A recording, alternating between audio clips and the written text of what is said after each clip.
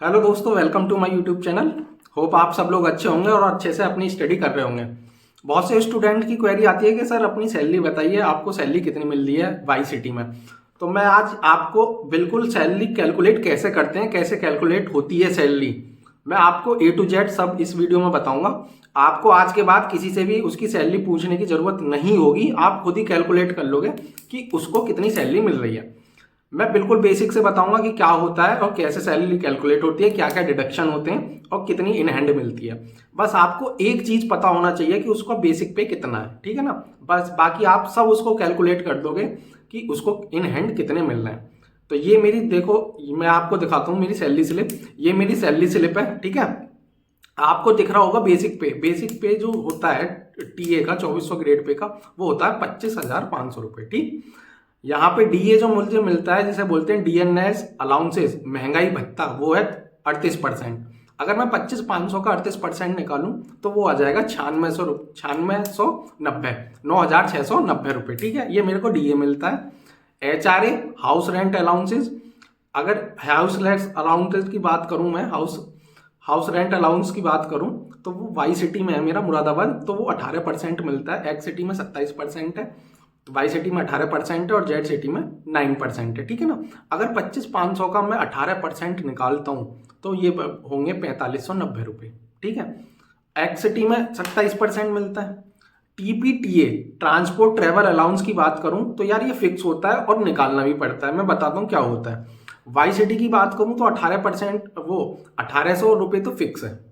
1800 रुपये फिक्स है और प्लस इसमें ऐड होते हैं जो आपका डीए जितना मिल रहा है आपको।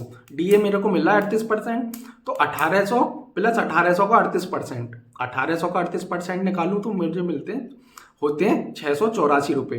1800 प्लस 684, ये टोटल हो जाता है 2484 रुपये, ठीक। तो चार चीज ऐड होती हैं, एक तो basic pay plus DA plus HRA plus TA. इन चारों को मैं अगर ऐड करता हूं तो ये हो जाते हैं 42,264 रुपये, ठीक। ये होती है मेरी ग्रॉस सैलरी।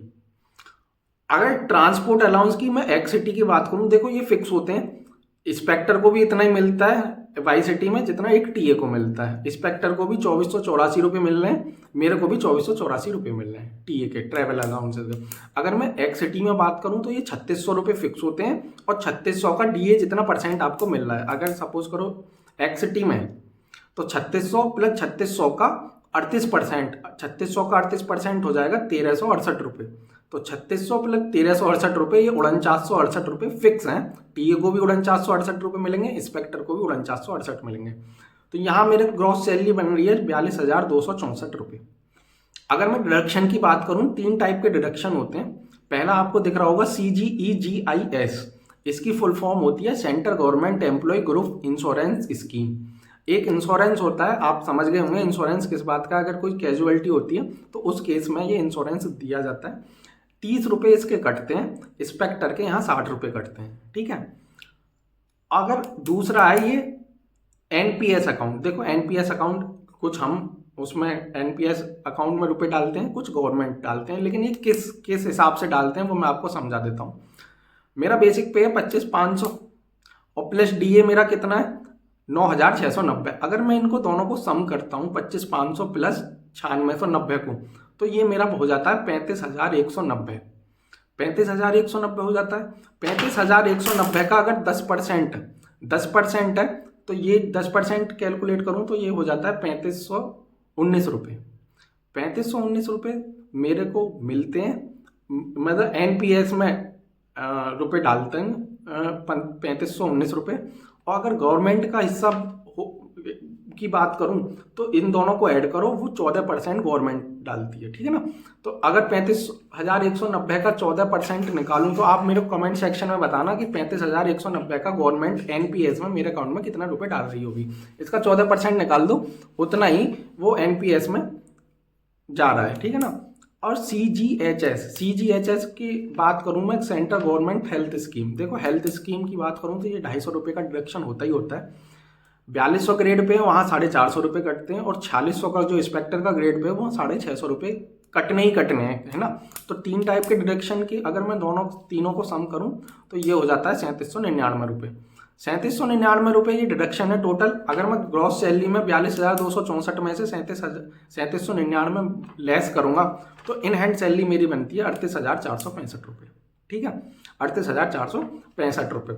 अब अगर मैं सपोज करो दिल्ली में होता टीए, दिल्ली में टीए होता तो मेरी सैलरी कितनी बनती है, एक्स सिटी है। ठीक है, एक्स सिटी बेसिक इतना ही रहता 25,500, इसमें डी है 38%, 96,990 हो गया प्लस। ठीक है, अब एच आर ए वहाँ 27% होता है तो 25,500 का अगर मैं 27% निकालूं तो ये बनता है 6885 रुपये। 6885 होगी। वहाँ भी ट्रैवल, अभी मैंने बताया था ट्रैवल अलाउंसेस फिक्स होते हैं 3600 प्लस 3600 का जितना आपको डीए मिल रहा है, 3600 का 38%, 3600 का 38% 1368 रुपये, और 3600 ऐड करो तो 4968। अगर चारों को मैं ऐड कर दूँ तो 47,043 रुपये लगभग ग्रॉस सैलरी बनती है एक्स सिटी में। ठीक है, अगर और ये 1 जनवरी 2023 से डीए बढ़ के 42% हो गया है। जो 38% है वो जो महंगाई बढ़ता है वो 4% इंक्रीज हो जाता है, तो इंक्रीज हो गया है अब जनवरी 2023 से। तो आप एक कमेंट करके बताना कि अब मेरी सैलरी एग्जैक्ट कितनी बनेगी। ठीक है, बड़ा आसान है, मैंने बता दिया कैसे कैलकुलेट होती है सारी। अगर आपको किसी का बेसिक पे पता है ना तो आप 2 मिनट में उसकी सैलरी बता दोगे कि इसको इन हैंड सैलरी कितनी ले रहा होगा। बिल्कुल रफली आप बिल्कुल वहीं तक एक उस अमाउंट तक आप आसानी से पहुंच जाओगे। ठीक, तो बहुत से लोगों के आ रही थी सर क्वेरी कि अपनी सैलरी बताओ कैसे कैलकुलेट होती है, तो मैंने यार बड़ा आसान है, X city, Y city, Z city, आपको बेसिक पता होना चाहिए।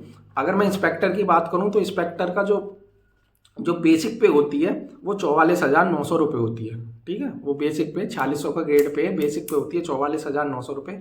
फिर उसको डीए 38% ऐड कर देना। एच आर ए अगर एक्स सिटी में है तो 27%, वाई सिटी में है तो 18% और जेड सिटी में तो 9% एच आर ए ऐड कर देना। ट्रेवल अलाउंसेस भी फिक्स होते हैं अगर X city, Y city, Z city, और उसका डिडक्शन मैं बता ही चुका हूँ कैसे कैसे डिडक्शन होता है। 3 तरह का डिडक्शन होता है, तो आप एक आइडिया लगा लोगे रफली, क्योंकि इंश्योरेंस के उनके 60 रुपये कटते हैं। टायर वो एनपीएस अकाउंट में मैंने बता दिया 10% हम उसमें इन्वेस्ट करते हैं, 14% गवर्नमेंट डालती है। ठीक है, और ये हेल्थ स्कीम के इंस्पेक्टर के 650 रुपये कटते हैं। 3 तरह के डिडक्शन होते हैं। तो इस वीडियो में इतना ही। होप आप लोगों को समझ में आ गया होगा कि सैलरी कैसे कैलकुलेट होती है। चलो आज के लिए इतना ही। ठीक है, बाय।